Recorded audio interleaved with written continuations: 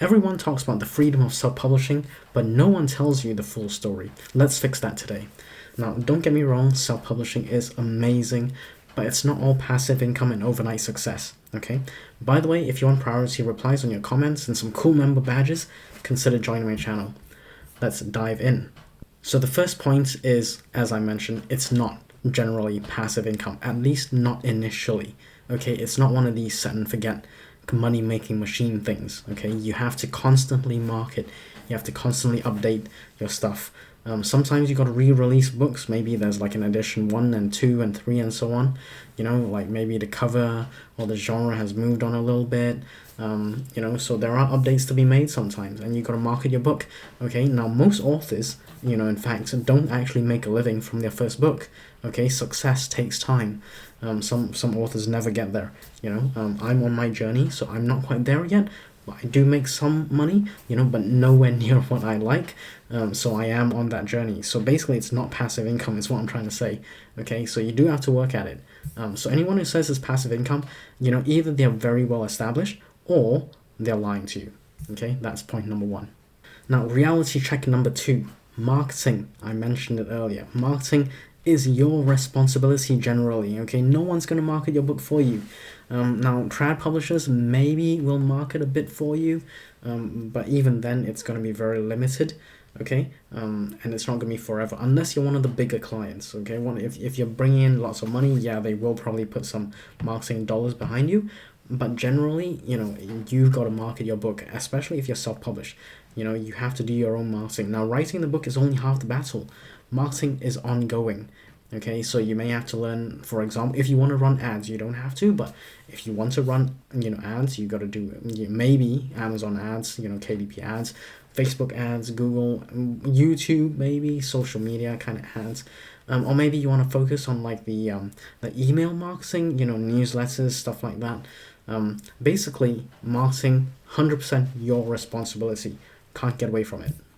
Now, if you hate marketing as much as me, make sure you hit that like button so that we can join forces and hopefully, you know, give some kind of sacrifice through the like button to the marketing gods, and they will bless you. I'm just kidding. Basically, hit the like button and then hopefully marketing will come easier to you. Reality number 3 that people seldom talk about is, you know, all these platforms that you use to, you know, control your publishing, like distribution, like KDP, Drafted Digital, Ingram Spark, you know, Publisher Drive, stuff like that. You know, unless you're selling direct to readers, you know, like your personal website where you're running ads to drive traffic or something, you're basically 100% reliant on those companies like KDP, DCD, and Ingram Spark and stuff like that, right? Because we rely on those companies to distribute our books, ebooks, paperback, stuff like that, you know, or audiobooks. If you've got audiobooks, could be ACX, Audible, or Findaway Voices, Spotify, you know, but basically it's their platform. That's the key. It's their platform. They can decide what the royalty rates are. It's their policies we have to comply with. They can even remove books or whole accounts if they don't like you.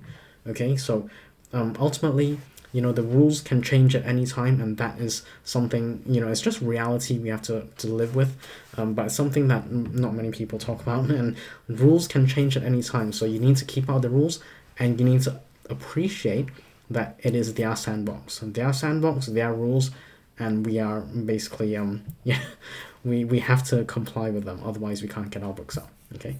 Now, reality number 4. And this is gonna sting a little bit. I hope it doesn't, but it probably will. Some books just won't sell. Okay, not every book is gonna be profitable.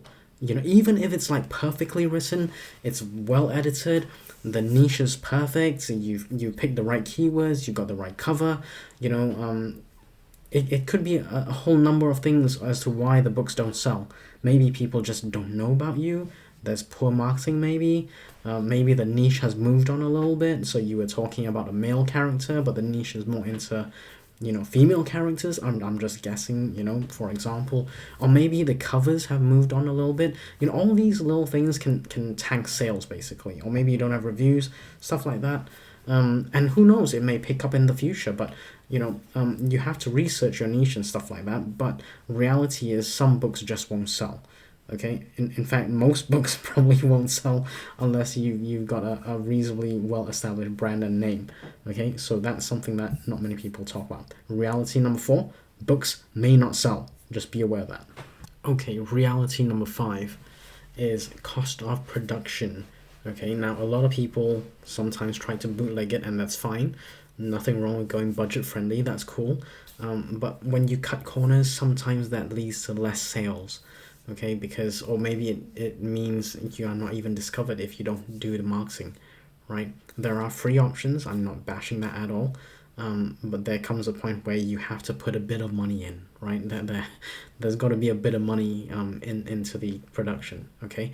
So it could be covers, editing, formatting, marketing, all these costs kind of add up really fast, So just because it's self-publishing doesn't mean it's free publishing, because there is a cost. It doesn't have to be a high cost. You can manage that as your budget dictates, but there is a cost of production typically. Okay, unless you're one of these like super networkers and you manage to get like everything done for free in exchange for something else, maybe like bartering for other services, then that's fair enough. But generally there's a cost of production, and it's not really talked about enough. Okay, because a lot of people like to go free or low cost. And the other end is a lot of people like to spend a huge amount of money, but it doesn't have to be too expensive or free. There's always something in between for everyone. All right. So reality number 5: be aware of the cost of production. Now the first 5 realities seem like a bit of a downer, but this one I really want to push the upside to self-publishing. You own your work. There's no contracts, no gatekeepers. You get higher royalties than anywhere else, especially like traditional publishing. You won't get anything else. Like from vanity publishing, that's even worse. But basically you own your work. There are no strings attached. You can publish as soon as you would like, as fast as you would like. You don't have to wait months. You could shorten that time frame. So speed to market is very much in your control. You got full creative control. Speaking of control, you got full control. Okay, so no one can tell you I don't like this or I don't like that. It's ultimately up to you how you do your book. Okay, so that is reality number 6, the upside. It's great to self-publish because there are lots of benefits to self-publishing. So ultimately, self-publishing, in my opinion, is worth it. It's definitely still worth it, in my opinion. But you do have to understand that these are the realities, especially like stuff like marketing. You can't get away from it. Okay, I wish I could. Speaking of marketing, click on this video if you want some ideas on how to market your book, or check out this video which YouTube thinks is perfect for you. Subscribe to the channel. I'll see you there.